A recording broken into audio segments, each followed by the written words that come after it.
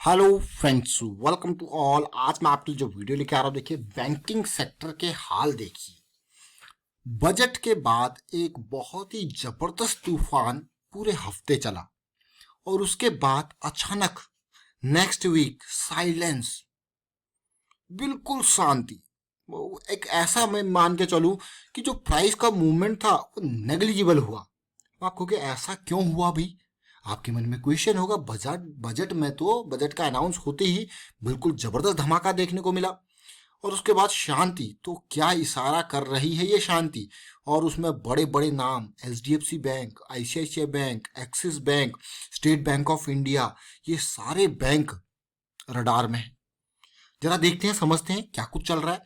और आगे बढ़ने से पहले मैं आपको बता दूं, अगर आपने अब तक चैनल को सब्सक्राइब नहीं किया तो जल्दी से सब्सक्राइब कर लें और बेल आइकन को प्रेस कर लें, जिससे आपको नोटिफिकेशन आती रहेगी।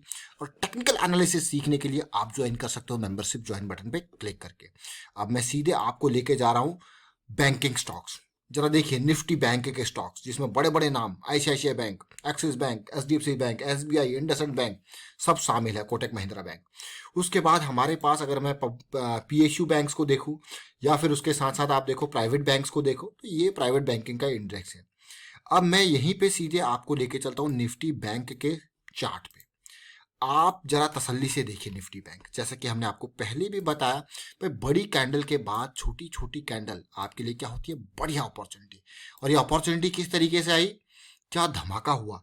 मतलब नवंबर में रैली, दिसंबर और जनवरी में शांति और फरवरी में बड़ा धमाका। जरा देखिए तसल्ली से। और ये सब कुछ हुआ ब्रेकआउट के नियर। और ब्रेकआउट की परिभाषा में हमारी तीन चीजें आती है। ब्रेकआउट के नियर छोटी करेक्शन, ब्रेकआउट के near pull back, after breakout pull back, और एक कंसोलिडेशन जिसको हम कहते हैं। और वही आपको देखने को मिला और बड़ा धमाका। बहुत ही बढ़िया, बहुत ही बेहतरीन अपॉर्चुनिटी आपको दिखी। लेकिन अब जो हो रहा है जरा उसको देखिए। ये मंथली के बाद मैं आपको लेके चलता हूं वीकली पे। जरा देखिए तसल्ली से। जैसा कि मैं आपको बार बार कहता हूं, भाई बुलिश क्रॉस बनने के बाद पहली करेक्शन, वो भी 20 के नियर, बहुत ही इंपॉर्टेंट होती है। साथ के साथ हमारे इस एरिया ने 200 के लेवल को भी पार कर लिया था। उसके बाद ये धमाका फरवरी में आपको देखने को मिला। यही नहीं, आप अगर ये बजट पोस्ट बजट वाला वीक है और उसके बाद ये देखिए लास्ट वीक है, साइलेंस, बिल्कुल तेजी। ऐसा लग रहा हो मानो ये जो निफ्टी बैंक के स्टॉक्स है ना, ये पानी पीने के लिए रुके हैं। और जैसे ये हाई पार होगा तो ये जो शांति छाई हुई है ना, अगर यहाँ पे ये लेवल पार होता है तो और एक धमाके के लिए तैयार बैठिए। तो इसका मतलब निफ्टी बैंक आसमान पे पहुंच जाएगा।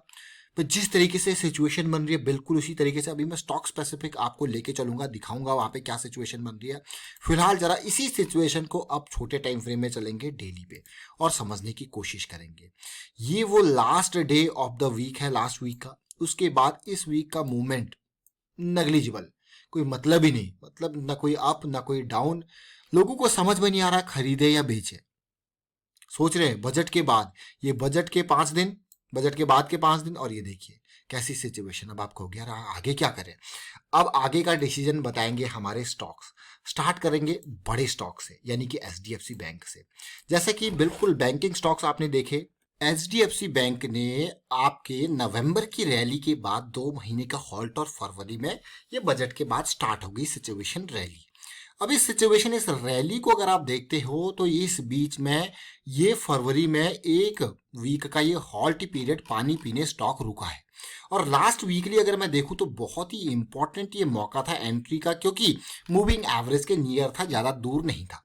बुलिश क्रॉस के बाद पहली करेक्शन, और ये अक्टूबर के टाइम फ्रेम पे ये रैली आप देख सकते हो, फिर हॉल्ट, फिर रैली। यानी कि ये हॉल्ट कुछ दिन और रह सकता है, और ये हॉल्ट रिजॉल्व होगा तो एक रैली आपको और यहाँ पे देखने को मिल सकती है। बट कोई भी डिसीजन अगर आपको लेना हो वीकली के बेसिस पे, तो आपको छोटे टाइम फ्रेम पे जरूर जाना पड़ेगा। और छोटे टाइम फ्रेम पे अगर मैं जाऊं डेली पे, तो यहाँ पे सिचुएशन देखिए, और मैं कहूंगा कि ये जो लेवल है ना, जैसे ये बॉटम पॉइंट है, ये बॉटम पॉइंट है। इसी के साथ ये जो हाई लेवल है ये क्रॉस होना जरूरी है और ये बॉटम पॉइंट, उसके बाद आपका स्टॉप लॉस बन जाएगा। यही नहीं, ये तो एक बैंक का स्टॉक हमने देखा, इसके बाद हम देखेंगे और स्टॉक्स। अब मैं लेके चलता हूं आपको आईसीआईसीआई बैंक। ये टॉप के बैंकिंग के स्टॉक्स में आपको दिखाने की कोशिश यहाँ पे कर रहा हूँ। आईसीआईसीआई बैंक में अगर मैं देखूं तो सिमिलर सिचुएशन बन रही है और यहाँ पे तो बल्कि हॉल्ट पीरियड से ज्यादा पहले ही ये रैली आपको देखने को मिल गई है। अब इसी वीकली पे, ये वीकली चार्ट था और मैं अगर आपको इसको डेली पे लेके चलूं तो जहां पे आप सिचुएशन देख रहे हो एचडीएफसी बैंक में, वो बॉटम के आसपास पड़ा हुआ है। यहाँ पे ये ब्रेकआउट आ चुका है। ब्रेकआउट के बाद जो एक्सपेक्टेशन होगी वो क्या होगी, पुल बैक की। तो तैयारी रखें बैंक के स्टॉक्स में। लेकिन अब जो आपकी थीसिस रहेगी, क्योंकि स्टॉक काफी, ये बैंकिंग स्टॉक्स काफी दूर भाग चुके हैं, तो आपकी थीसिस जो भी रहने वाली है, आप देख सकते हो आरएसआई पे 70-80 के लेवल पे जा चुके हैं, तो वो बिल्कुल छोटे टाइम फ्रेम वाली रहने वाली है, यानी कि आवरली के बेसिस पे क्विक कुछ दिनों की बुकिंग वाले। अब आप कहोगे ऐसा क्यों, क्योंकि अगर आप वीकली पोजीशंस इनकी देखो तो बहुत दूर है ये। डेली पोजीशन पर अगर नजदीक है आरएसआई, ये 20 ईएमए के पास है अपने, तब तो बढ़िया है। लेकिन उसके बाद अगर दूर है तो आप छोटे टाइम फ्रेम पे आइए, यानी कि आपका जो टाइम फ्रेम होगा वो आवरली होगा, जो कि आपको कुछ ही दिनों के अंदर प्रॉफिट आपको दे सकता है और जल्दी से जल्दी आपको बुकिंग करनी पड़ेगी। अब मैं एसबीआई की तरफ आपको लेके चलता हूं। देखिए एसबीआई के स्टॉक में भी बिल्कुल सिमिलर सिचुएशन आपको देखने को मिल रही है। जरा ये लेवल आप देखिए, प्राइस ने एक बार 200 के लेवल को पार किया तो प्राइस ने क्या बनाया, 200 के लेवल पे सपोर्ट।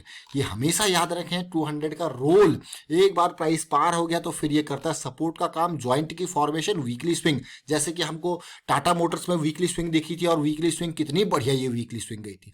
अब इतनी बड़ी रैली के बाद अब हॉल्ट पीरियड, अब हॉल्ट पीरियड में आरएसआई देखिए कहां पहुंच चुका है, 80 के लेवल पे। अब बहुत सारे लोग सोच रहे होंगे भैया अब हम इसको लॉन्ग टर्म इन्वेस्टमेंट के लिए खरीद लेंगे, लेकिन मैं कहूंगा भाई ये अगर वीकली के थीसिस के हिसाब से खरीदना है तो कितनी दूरी है 20 ईएमए से, 280 या 400, बहुत दूर है। इवन अगर मैं डेली पे भी देखूंगा तब भी बहुत दूर है। देख रहे हो, तो बहुत दूर है, तो रिस्क फैक्टर आपके सामने है। तो अगर आपकी इन्वेस्टमेंट बनती है तो वो ओनली आवरली बेसिस पे बनती है, अदरवाइज नहीं। लॉन्ग टर्म के लिए नहीं, शॉर्ट टर्म के लिए ओनली ये लायंस अटैक आपका काम करेगा। अब मैं आपको लेके चल रहा हूं कोटक महिंद्रा बैंक। देखिए कोटक महिंद्रा बैंक में भी वही बड़ी कैंडल और छोटी कैंडल की सिचुएशन बन रही है।